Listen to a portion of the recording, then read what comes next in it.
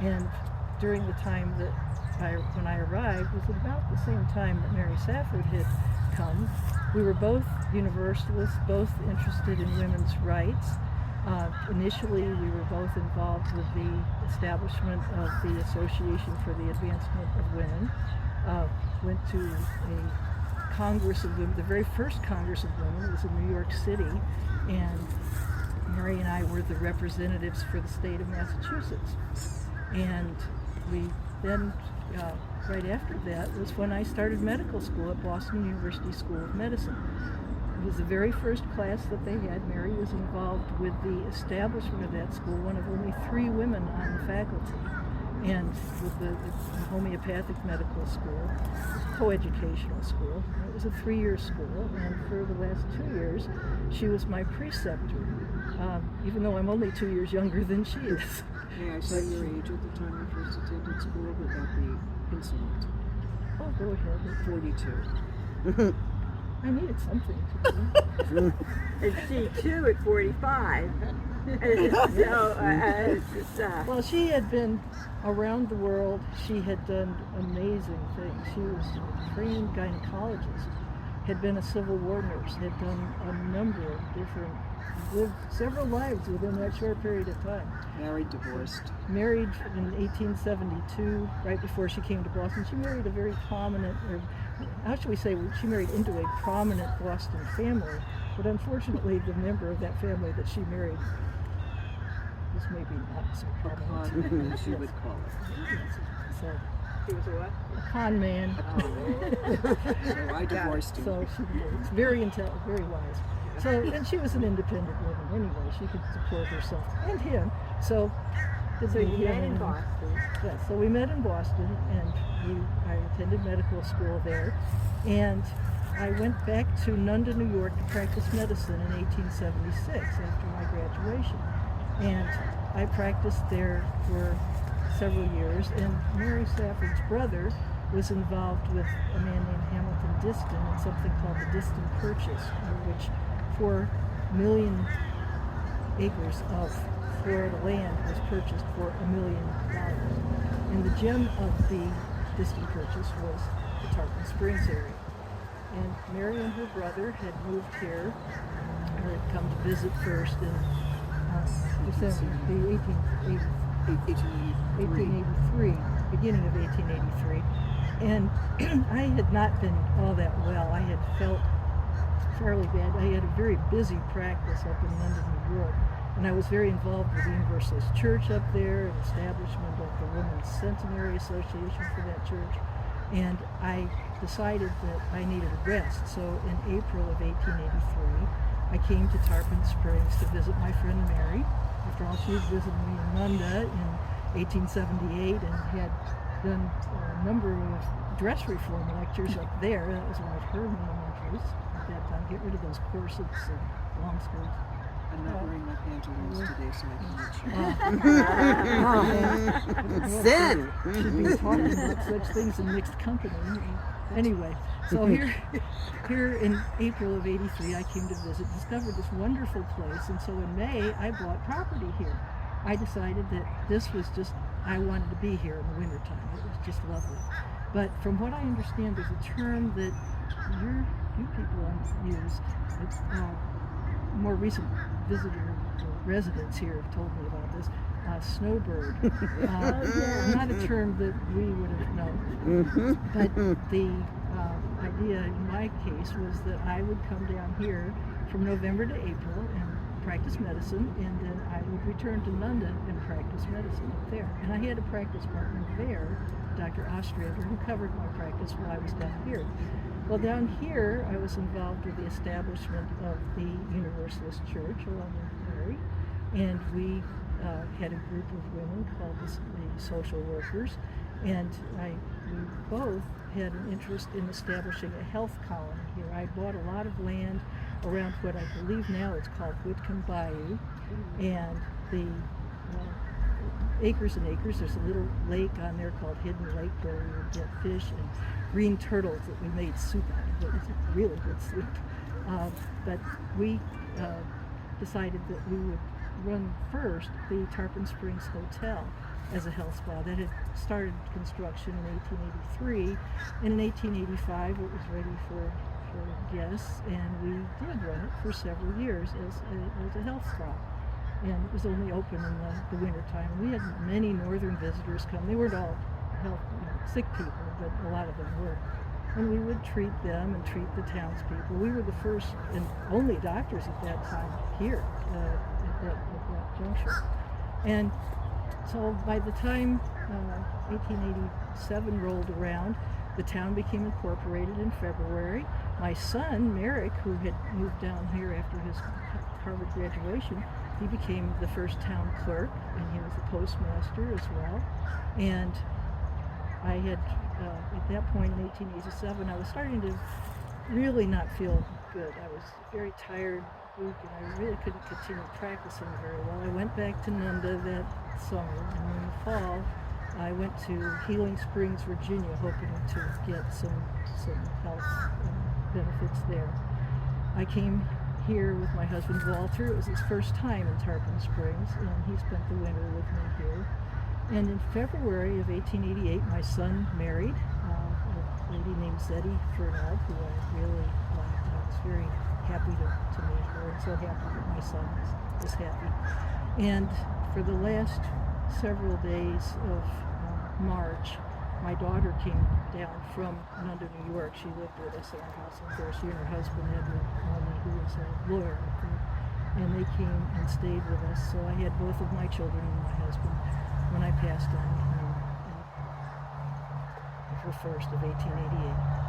And I had written several articles to the Nunda News when I was down here, telling them about how wonderful it was here. Some of the articles might be promoting the hotel, of course, but I also thought people should know about this place. But I had said to them in that article that if I were to die in Florida, I would want to be buried here and not buried up north in Florida. I would want to be buried in Florida. And so my family had been put here in Cicadia Cemetery. But with no headstone until we discovered on this trip back. What now? There was no permanent, as of now. I think we're working, well, the people we left behind are working that out now to get her a permanent headstone, but this was a temporary. I was going to ask about that. So was she recently located at this location, or they knew where she was? It was just never marked. Well, I was recently rediscovered. I was buried here, but I was never a showy person, never one to try to promote myself. And so somehow or another, my story was lost. And Mary, pardon? I said your story was somehow lost. Lost. I fell through the cracks of history. Yes, you're a war woman. Right. Exactly. You know the system. Yes. And so anyway, I was rediscovered, and people had started talking about me, and my ears perked up. Here I are. May I ask? I'm assuming when you were a Civil War nurse, you were on the Union. Civil War nurse, you were on the Union side. Now I worked for the Civil War as well, but in fundraising and up in Nunda, New York. I was very involved. I actually spearheaded fundraising and gathering needed items for the soldiers up in Nunda. And from what I understand, the people there do actually remember me up in Nunda, New York. So they remember you, but not here. But correct. But there's a local, former doctor who's now an artist, Dr. Coachman, who has been spreading your name around to Mr. Hoffman, as I see, and to other members of Mr. Hoffman's group. And that's how you become, I think. I heard about her. She likes to look at research a lot. Yes, she does. She spends a lot of time on her research. Yeah. Yeah. I will just say one other thing, if it's all right with my friend. I wanted to be cremated. And my ashes spread on Blue Island, Illinois, where my beloved brother Alfred was. But the town instead, and we will go to my stone monument after this, is down the road next to my brother Hanson. We died within 2 weeks of each other at Safford House in Safford. So they put you down here and did not cremate you. No, They didn't follow your wishes. they did not. According to my will, they did not follow my wishes. Well, I know. Well, here we are. Together Together again. again. We're happy Together again. today. very, very Thank nicely you. done, ladies. Thank you. Very Nice to very meet nice you. done. Thank you. Very nice. Thank you. We hope to see you at Victorian Christmas. Oh, yeah, Safford House. At Yes. Safford House. That's not You'll so bad. recreate the characters again. We will be there. Afraid so. Wonderful. All Wonderful. right. Thank Lovely. you, ladies. Can I ask where?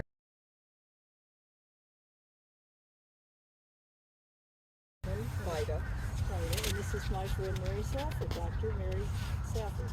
And we're here in Tarpon Springs. And we've been here in Tarpon Springs for a number of years, as you can tell. We didn't come here that year, though. We first met in Boston in 1873. I had come from London, New York, where I had been living with my husband, Walter, and 2 children. And I came to Boston because my children needed a good education. My daughter wanted to attend the School of Elocution, and my son was in high school, and he had to come along. I couldn't leave him behind, just with my husband, who was running a general store and a bank in London. London's just south of Rochester, New York. And so we came to Boston, and at about the same time, it was about 1870, early 1873, 1872, we were both Universalists, and we both had a great interest in women's rights. We were involved with the establishment of the Association for the Advancement of Women. Mary had been very busy with the Boston University School of Medicine being established. She was one of only 3 women on the faculty, and she was my friend, and she, during the time that the establishment of the school from the spring of 1873 to the fall, during that time we were involved with, as I said, the Association for the Advancement of Women, and went to the first Women's Congress there in New York City. We're the Massachusetts representatives for that organization. Well, by November, it was time for school to start. It was a 3-year school. Mary had talked me into going to medical school, and the last 2 years of my attendance, I had Mary as my preceptor, and she helped me with my thesis, which was Women in the Medical Profession. And she remained in Boston and at the school. In 1876, after graduation, I returned to Nunda. The family was reunited. My son had finished high school, went on to Harvard, so he didn't need mom in town anymore. So I was back with Walter, my husband, and I practiced medicine in London, New York. Now, we're both homeopathic physicians. It was a homeopathic coeducational medical school. And I was the first female physician in London, New York. I was not the first physician there were male physicians there, but I was the first female physician. And I wasn't the first homeopathic physician. There was another homeopathic physician. But I had my practice there, and Mary came to visit me in 1878. She gave a few dress reform lectures. You still interested in dress reform? Yes, I am, but I toned it down a bit since the failed undergarments. Yes. Which I'm not wearing them today because I couldn't find them. Oh, no. My creative less. We don't talk about success. In mixed company. No, that's it today. Goodness. She is a very strong-minded woman. Feels free to speak her mind, yes. Anyway, so in 1880, the very beginning of the 1880s, her brother, Anson Safford, and a man named Hamilton Diston had what was called the Diston Purchase that allowed Hamilton Diston, Anson Safford, a good number of their friends, capitalists from New York, Philadelphia, and Europe, to gather $4 million to buy 1 million acres of Florida land. And Tarpon Springs was considered the gem of the Diston Purchase. It was the nicest land, and Tarpon Springs was going to be The Venice of the South. The Venice of the South, exactly. And so in 1883, early 1883, Mary moved here with her 2 daughters, very young children, and Auntie Sage, Elizabeth Sage, who I understand you're going to meet. She's our down the next road. stop. Yes. Yep. And they came early at that time. Hearing from her how wonderful this was, and also not being in totally good health, chose to come in April of 1883 and saw what a wonderful place it was, and because of that, I bought property here. And I bought quite a bit of it. I bought one plot in town, and then another plot on what, from what I understand now, is called Whitcomb Bayou. And we had talked about the establishment of a health colony in Tarpon Springs, bring people from all over to be in little cottages and such, so that's why I bought so much land. And so I came and enjoyed it so much, but I couldn't stay that long. My medical practice that I had left for that amount of time, I had to return to Nunda, which I proceeded to do until November of 1883, when I returned here, because I thought, this is great. I can be here in the winter and be back in Nunda in the summer, and from what I understand, with some of the newer residents here, the term is snowbird that is used now. So I was a snowbird, and so I came and established a medical practice here, and Mary Safford was already practicing medicine here, and the Tarpon Springs Hotel had just been under construction, and we ran it as a health spa. Had people coming from all over the country, from Chicago, from New York, from all different places. A lot of people from Nunda came down, people from Boston came down to our health spa, and we ran it for several years. And around 1887, I started not feeling all that good. Now, I was still involved with the Universalist Church, which I had had a lot of involvement with nationally and in the women's group of that, and Mary and I were among the founders of the year prior, in 1886, of the Universalist Church here. And I still did that, but I did not feel well enough to practice. I went back to Nunda for the summer, and in the fall I went to Healing Springs, Virginia, rather than Tarpon Springs, to try to get healthy. Didn't work that well, so my husband Walter came down, his very first trip to Tarpon. He came down and we lived in Tarpon Springs. In February, my son, Merrick Whitcomb, who was the first town clerk for Tarpon Springs, came here anyway. Merrick got married in February of 1887. He married a lovely lady named Zeddy Fornall. And by March, I was really feeling bad. And my daughter came down from up in Nunda, where she lived in the wintertime and summer, and she joined my husband and my son and stayed by my deathbed, and I was buried here in 1888. Now, when I was here, I wrote several newspaper articles for the Nunda News, telling them about what a wonderful place this was.